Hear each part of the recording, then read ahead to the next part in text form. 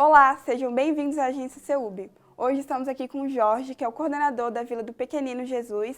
Jorge, eu queria agradecer ao senhor pela presença e queria pedir para o senhor começar explicando como que funcionam os trabalhos envolvidos na Vila do Pequenino Jesus. Primeiramente, eu quero agradecer, esse espaço da gente estar aqui divulgando esse trabalho que Deus confiou a gente.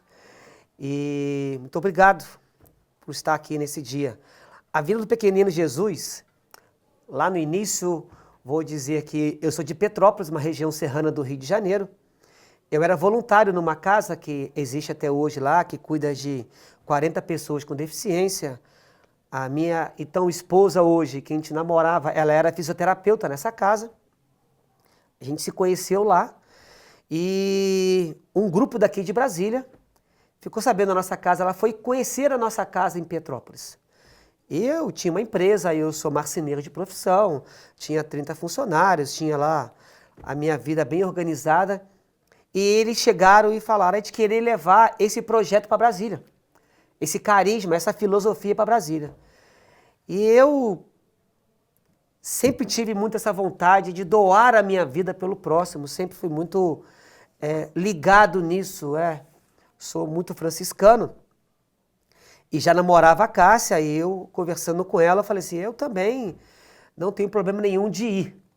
Aí eu vim a Brasília, a primeira vez que tinha andado de avião, e cheguei em Brasília, vim conhecer a cidade, e vim conhecer o projeto deles aqui. E quando eu cheguei para conhecer o projeto deles, fiquei apaixonado pelo projeto deles. Voltei, falei para a Cássia, conversei com a Cássia, e nós nos casamos, e viemos embora para cá, para a gente começar esse projeto que é a Vila do Pequenino Jesus. E uma particularidade muito grande que tem em Brasília, que todo mundo que fala de Brasília acha que Brasília é Asa Sul, Asa Norte, Lago Sul, Lago Norte e o Congresso no meio. Eu vim também com esse pensamento, porque estava até há pouco tempo vendo algumas fotos do início da vila, eu fazendo a barba deles, que tinha 5 na vila, a minha esposa na cozinha fazendo almoço para eles. E quando eu comecei a fazer visita aos hospitais de Brasília e ver que aqui tem mais de 30 cidades satélite, a maior favela da América Latina está aqui, que é o Sol Nascente, a gente começou a ver que a gente não ia ficar limitado a 5, né?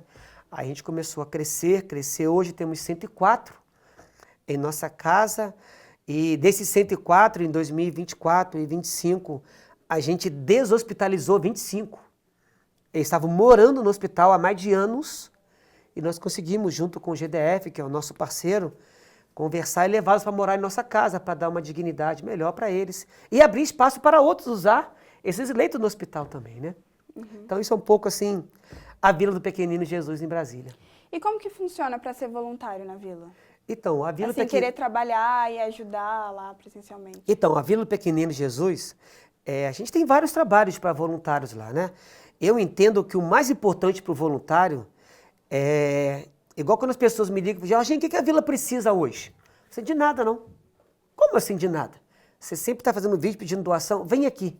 Então, quando as pessoas vão lá, experimentam a vila, conhecem a vila, ela consegue entender. Nossa, um pacote de arroz aqui de 5 quilos é um almoço, acaba um pacote. Uma lata de óleo aqui dá em um dia. As pessoas conseguem entender o que é a Vila Pequenino Jesus. Até para criar essa empatia de estar próximo lá. E os voluntários também, que a gente tem em todas as áreas, o mais importante é ele ir na vila. Porque o voluntário, ele tem que fazer aquilo que ele gosta, para ele sentir vontade de voltar. Porque senão o voluntário acaba indo uma vez na vila e não voltando mais. Vou dar um exemplo para você e para todos aqueles que vão assistir. Teve um vizinho meu que falou comigo assim, eu queria fazer um serviço voluntário aí na vila, mas eu quero uma coisa pesada. Não quero essa coisa de ficar, eu quero uma coisa pesada. Aí eu, tudo bem. Eu tinha um lago com patos que sujava muito. E eu falei com ele assim, você pode limpar o lago pra gente? E foi bem no mês de agosto, setembro, aquele mês que Brasília tá aquele calor. Ele ficou um dia inteiro limpando esse lago, jogando água para fora com uma lata, água para fora, aquele homem suava. Limpou o lago pra gente e nunca mais voltou. Eu encontrava com ele na rua, ele despistava de mim. E aí eu fui entender o que o voluntário tem que fazer. Não aquilo que eu quero, mas aquilo que ele gosta. E hoje uma frente muito grande de voluntariado na vila, não posso deixar de falar, é o nosso mutirão de fralda, né? Nós gastamos hoje 800 fraldas por dia na Vila do Pequenino Jesus. Então, a cada 24 horas tem 8 trocas de fralda. Então, isso dá 800 fraldas, porque tem alguns acolhidos que têm alergia à nossa fralda, aí a gente tem que comprar fralda para eles. E uma vez por mês, até pode olhar no nosso Instagram, é basicamente todo segundo sábado do mês, vai lá, graças a Deus, tem uma quantidade grande de voluntários, umas 300 pessoas vão para lá fazer fralda e ajudar a gente, porque isso é o início da dignidade, né? A gente tendo fralda para cuidar deles é importantíssimo para a gente. Então, o voluntário lá, nós temos todas as áreas, aqueles que quiserem entrar em contato com a gente, vai estar passando meu telefone aqui embaixo também, e nos visitar, que nós temos serviço para todos lá, aqueles que quiserem. Você falou sobre essas fraldas, e aí, de quem teve essa ideia de começar a fazer as próprias fraldas? Olha, Como que funciona a produção? nós tivemos aí, se eu não me engano, de 8 para 10 anos atrás, São Paulo estava acabando a água. Acho que os mais antigos vão lembrar disso, que começaram a usar volume morto, que era uma área que não usava, bombeavam a água, isso virou no Brasil uma coisa muito forte, e está usando o volume morto de água em São Paulo. E um dia eu entrei no meu depósito de fralda, e só tinha fralda no chão, assim, era um depósito alto, só tinha fralda no chão, eu falei assim, caramba, chegamos no volume morto, vai acabar minhas fraldas. E estava no início de redes sociais, pedi a minha enfermeira para segurar o meu celular, e eu na frente do celular, eu falei, oi amigos, tudo bem? Queria pedir a vocês que possam nos ajudar com fralda, nós temos aqui hoje 15 pessoas com deficiência que moram, precisamos muito de fralda, isso foi bem no início da vila ali, tinha 5 anos no máximo a vila, e esse vídeo viralizou. Eu recebi ligações aproximadamente de 10 países diferentes, o Brasil todo se mobilizou. Me lembro que ali o setor de farmácia da Asa Sul, acabou fralda de todas as farmácias que as pessoas iam comprando e levando para a vila. Nós ganhamos fralda para 3 anos e fralda demais. E para guardar aquilo tudo foi uma coisa difícil demais. Mas a novidade passou. A vila, como nós temos isso, né? A gente vive muito do hoje, né? Às vezes a gente quer muito uma coisa que a gente consegue, daqui a pouco aquilo que a gente conseguiu já não é tão importante para a gente. E a vila foi uma novidade que passou. A gente entende isso completamente na sociedade. E as nossas doações de fralda caíram muito. Caíram muito. E eu comecei a pensar, puxa vida, ficar comprando fralda pro resto da vida, eu não vou aguentar. Aí eu fiquei sabendo de uma máquina de fralda que tinha no Brasil, que era residencial. Eu fui atrás, comecei a estudar essa máquina. E uma pessoa, até Teresa Seidel, uma pessoa maravilhosa, ela comprou a máquina de fralda para a gente teve muito trabalho para a gente conseguir adaptar a máquina, fazer a máquina funcionar. Demoramos bastante tempo, quase um ano para essa máquina funcionar, e conseguimos pôr essa máquina para funcionar. Fizemos um projeto com a Fundação Banco do Brasil, que nos ajudou no início, que comprou insumo para a gente começar a fazer a fralda, e começamos ali a errar uma, errar outra, e acertar, igual os voluntários quando vão lá, mas eu não sei fazer a fralda, eu falo, você vai errar 3, na quarta já está fera já. E começamos a fabricar fralda, e hoje isso aí virou, graças a Deus, uma coisa importantíssima para a gente. Eu tenho um espaço lá que eu tenho uma fábrica de fralda, tenho um funcionário que trabalha lá direto fabricando para a gente poder dar dignidade. Mas ele fabrica só 400 fraldas por dia, 400 e pouca. Por isso que precisamos do mutirão uma vez por mês para a sociedade ir para lá e ajudar a gente a fazer fralda. Sim. E olha só, pode fazer fralda quem tem 4 anos e que tem 90. É simples demais o processo, é só para botar a etiqueta e dobrar para a gente poder guardar. Para todos podem ir. Você tinha falado no início, quantas pessoas hoje que moram na vila e quais tipos de deficiências elas têm? Hoje nós temos 104 acolhidos que moram com a gente lá. E para morar com a gente tem que ter as 2 patologias, a neurológica e a física, não uma ou outra. Por quê? Porque nós fizemos um levantamento até no Centro-Oeste para ver qual o tipo de patologia que a gente acolher na nossa casa. E nós acabamos notando que esse público que a gente atende hoje era uma necessidade muito grande de Brasília, E a gente fechou hoje, por exemplo, você pode levar essa pessoa para lá que ela faz uma fisioterapia e melhora e volta para a sociedade. Não, tem outras casas para esses. Os nossos são aqueles mesmo que até que a morte nos separe, que não tem nenhuma perspectiva de melhora. A gente é feito um estudo, a minha esposa é fisioterapeuta, a nossa parte clínica faz um estudo para ver se essa pessoa está mesmo numa situação irreversível, vamos dizer assim, né? Hoje, um fato, Brasília é uma das 5 cidades no Brasil em maior número de pessoas com AVC. E o AVC, muitas vezes, ele fica sequela nas pessoas, irreversível, né? É uma doença muito ligada ao estresse, né? À falta de qualidade de vida. Então, fica até a dica para as pessoas para tomarem cuidado com isso, né? Que a gente vê lá em casa, avassalador, o número de pessoas com AVC hoje é gigantesco. Uhum. E cada pessoa com deficiência tem, assim, a sua característica, né? Como que os voluntários fazem para lidar com cada característica de cada pessoa? Tem algum treinamento? O que acontece, Bia? A gente, por ser uma casa muito grande, a gente tenta, assim, mesmo na medida do possível, individualizar o cuidado. Você, quando for lá ver, os que vão assistir esse vídeo, for lá conhecer a vila, eles me chamam de pai. Me pede benção. Porque acaba que a referência que eles têm de família vira eu e minha esposa.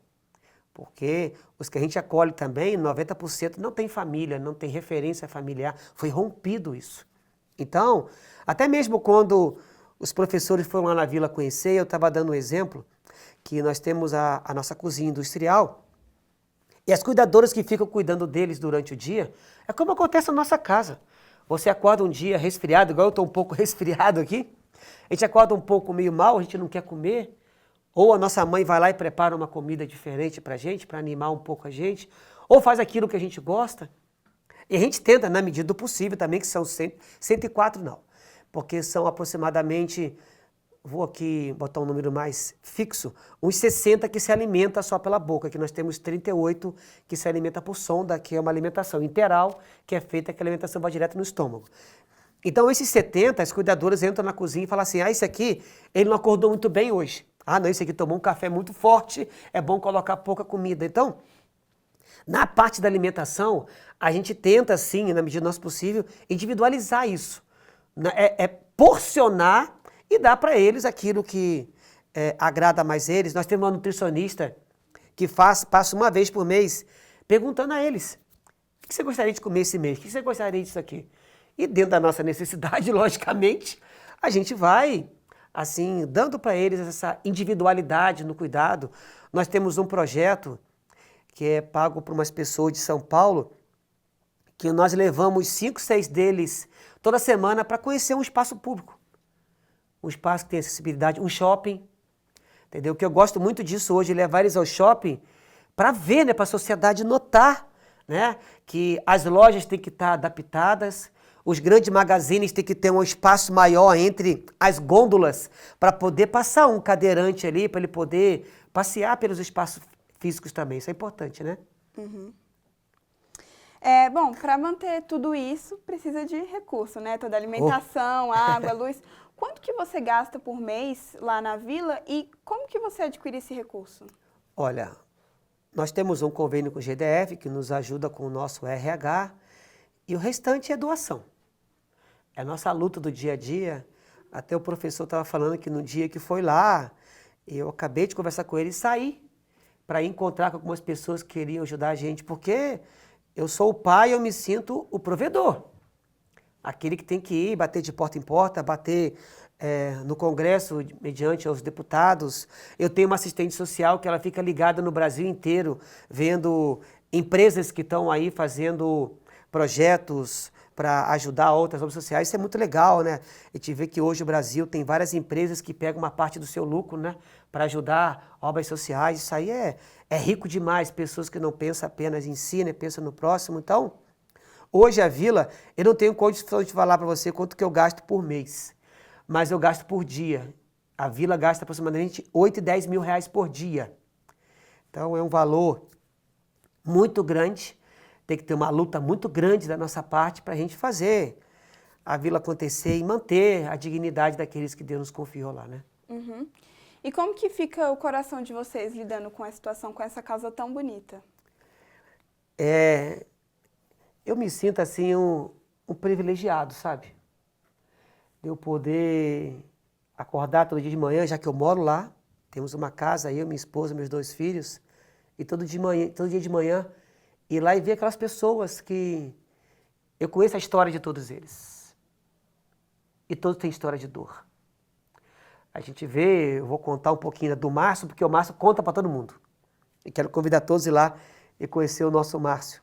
O Márcio, ele morava na rua e ele levou um tiro bem aqui na testa, a bala ficou alojada e ele hoje, uma parte do corpo dele é totalmente debilitada e o Márcio ficou morando 4 anos no hospital.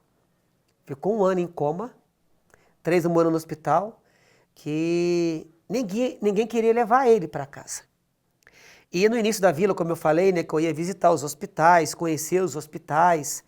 E eu fui no hospital da Ceilândia, que era o hospital que ele estava, ia visitar ele toda semana. E uma vez a minha esposa foi comigo. Minha esposa, aquela coisa de mãe, né? Ela perguntou assim, Márcio, o que você mais precisa hoje que a gente possa te ajudar? Aí o Márcio falou assim, de uma família que me dê carinho e amor. Aí lascou a gente no meio, minha esposa assinou a documentação, a gente adotou o Márcio. O Márcio mora com a gente hoje e ele nos faz rir demais, porque ele conseguiu entender que hoje ele precisa de alguém. A vida dele de passado, tudo bem o que ele passou, já passou. Então a gente vive hoje com ele, dando essa dignidade para ele. A gente tem que ter um trabalho dentro da gente muito grande, né? Um equilíbrio espiritual, um equilíbrio psicológico muito grande, porque a gente lida com grandes dores. E, infelizmente, a gente vive hoje numa sociedade, que eu falo isso com propriedade, que eu vejo isso lá, que a gente vale enquanto a gente produz, sabe? A gente parou de produzir, parece que vira um peso para a família. Ai, meu Deus! Tá falando do AVC, né? Você pensa bem, um rapaz que era o provedor daquela casa, e de repente ele tem um AVC, de vez de ele ser o provedor, ele virou agora um problema para a família, que é assim que, infelizmente, muitos colocam. Pô, agora a gente tem que trabalhar para ele, tem que dar banho nele, tem que dar comida na boca dele, como é que faz? E muitas vezes abandona. Eu já tive história de a família deixar uma pessoa no hospital e quando ela fazia aquele cadastro para dar entrada, colocaram o endereço errado.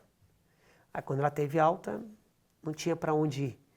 Aí nós adotamos ela, procuramos a família, nunca mais achamos a família, e nós adotamos ela morou com a gente, já faleceu tem uns 3 anos, mas essas histórias, sabe, marcam muita gente e me faz assim ver que eu estou no caminho certo, sabe, de poder ajudar aquelas pessoas menos favorecidas que foram assim abandonadas ou deixadas de lado. Tivemos a adoção há pouco tempo de um senhor que ele foi atropelado em Brasília e o rapaz parou o carro e passou por cima dele de novo ainda. Entendeu? Então a gente vê essas coisas onde o ser humano chega é muito triste, né? E a gente, graças a Deus, ele foi lá para casa, foi recuperado. Tem que fazer um trabalho psicológico muito grande nele também, né? Da ferida que ele criou na alma dele. Então nós temos lá psicólogas que trabalham isso na alma deles também para tentar dar dignidade até nessa parte psicológica também, né? E quais são as profissões dos funcionários lá da vila? Hoje eu tenho na vila psicólogo, assistente social, técnico de enfermagem, enfermeiro, temos médico, que é doado pelo CEUB até aqui, que nos ajuda muito lá. Eu tenho dentista, que é doado pelo SESC também, entendeu? Nutricionista, entendeu? Administrador, entendeu? Então, todas essas áreas são muito bem-vindas lá na vila. E as outras profissões, com certeza, também, porque a gente precisa de manutenção, precisa de um engenheiro, uma parte elétrica deu problema, eu preciso também de um engenheiro elétrico. Então, essas profissões são bem importantes para nós no dia a dia. Jorginho, eu queria te agradecer pela participação e por essa entrevista. E eu te deixo agora à vontade, caso você queira fazer o convite para as pessoas conhecerem a vila. Lógico, é um prazer muito grande estar participando aqui nesse momento. Precisamos divulgar a Vila do Pequenino Jesus, essa obra de amor que Deus confiou a gente. Quero pedir a vocês, né, que entra depois no Instagram lá, VP Jesus Oficial, e acompanhe o nosso dia a dia lá. Vá nos visitar, vá lá tirar um tempinho do seu dia ou do seu sábado para ir lá, estar perto daqueles a qual precisa da nossa presença, até para fazer bem para a gente. Muitas pessoas falam para mim assim, Jorginho, o que você faz lá no dia a dia, na vila? Aprenda a todo momento, cara.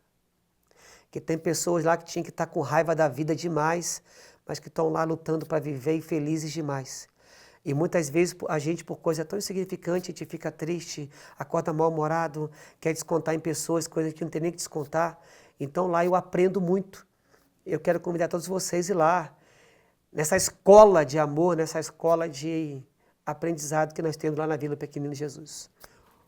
Felicidade a todos vocês.